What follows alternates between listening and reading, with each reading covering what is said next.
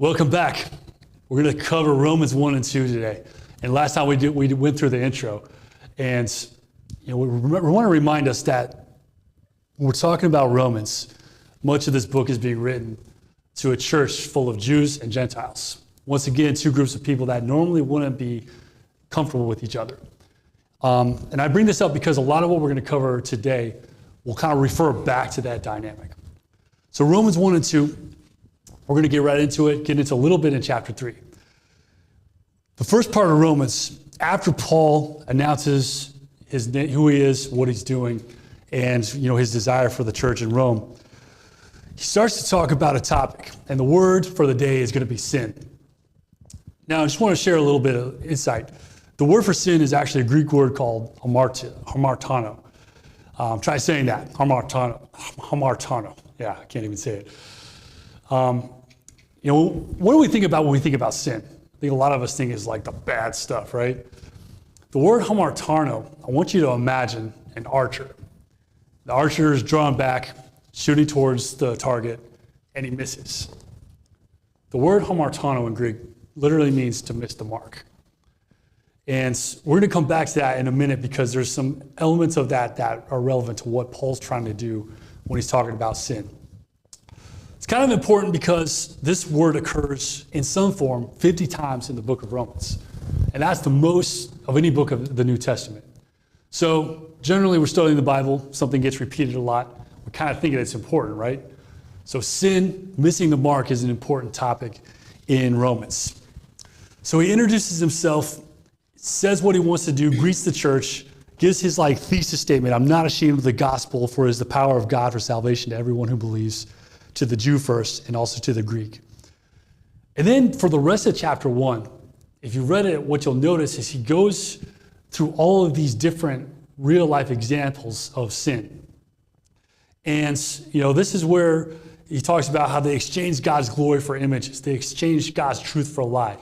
And even, for those who are debating the whole topic of homosexuality, he actually comes out and declares they exchanged natural relationships for unnatural. And so, we see that. You see Paul addressing that. Now, I want to just point something out. We might read it and we might think, okay, yeah, let's not do that kind of stuff.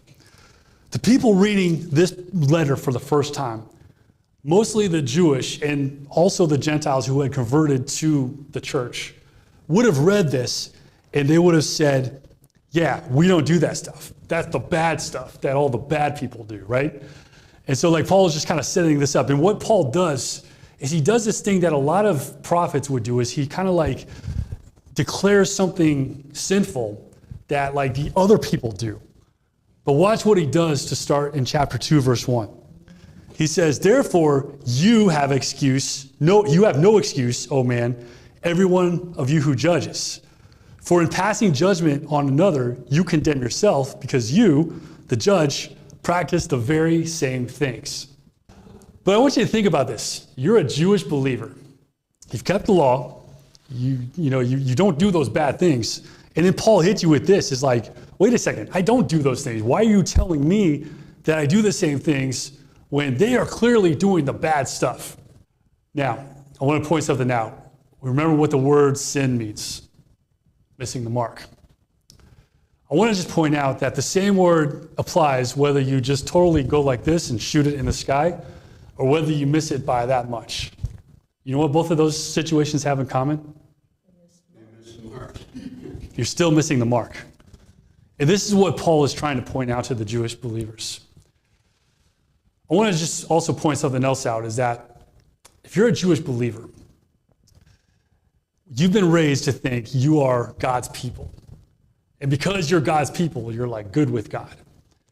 And you've been given the law. And the law has, if you read the Pentateuch, it's got 613, that could be off, but that many, 613 different rules that you have to follow. And as you follow Paul's logic through chapter 2, here's what he's saying. He's they have the natural law, and they fell short of that. They missed the mark. But you have God's law, all 613 of them. And if you say this is your law and this is who we are, and you miss the mark on any of them, you are no better than all the bad people who do all the bad Gentile stuff. And so this would have hit hard because, again, the Jewish people, especially those who are trying to make sense of the Gentiles coming into the church, they still would have had this mindset like, no, we're the good guys. We're God's people. And Paul's saying, if you miss the mark, doesn't matter how Jewish you are, unless you can 100% keep all 613 of those laws, you cannot say that you can stand before God and that you're justified and everything's right with him.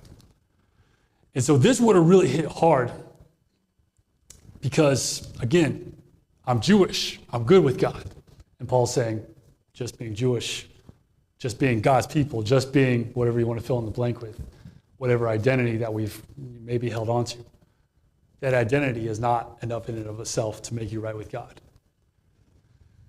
And so then you cross over into chapter 3. And guess what he's saying in chapter 3? Gentiles fall short. The Jewish people, even the ones that follow the law, they still fall short. Guess what? We've all fallen short. You get verses like chapter 3, verse 10. No one is righteous, not one. And then you get kind of like the very, very apex of this section. Verse 23. And many of you can say this from memory. We all have sinned and fallen short of the glory of God. So Paul's saying we've all missed the mark. So again, just to review, chapter 1, he introduces himself. He points out like all the bad stuff that the Gentiles do, but then he's saying, but if you're Jewish and you don't keep all the law, you are no different from them. Because guess what? All of us are falling short. And no matter how well we try to keep the law, no matter how good we are, we cannot justify ourselves on our own. We are still people, whether we miss it by a lot or whether we just like almost hit it, we've missed our mark.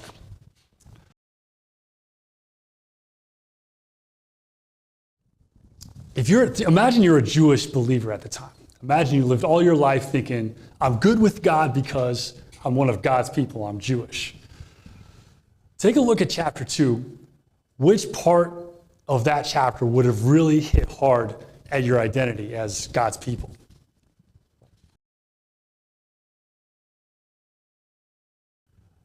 Hitting a little bit more close to home. What are some of the identities that you have relied on to feel justified?